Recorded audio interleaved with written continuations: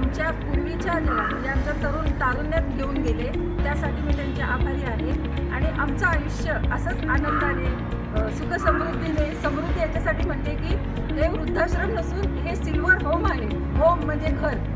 तर यामध्ये आम्हाला कायमचं राहायला खूप आवडेल। राहिलेला जो आनंद आहे तो आम्हाला इथं उपभोगता यावा। आत्तापर्यंतच्या सगळ्या मित्रमैत्रिणी खूप छान आहेत। सगळे मॅडम, सगळे आमचे दादा, मावश्या, किचनमधले सगळ्या मावश्या आमचं खूप काळजी घेतात आणि खूप काळजी घेतात, प्रश्नच नाही। आणि प्रत्येक सण आमचा इथे साजरा होतो।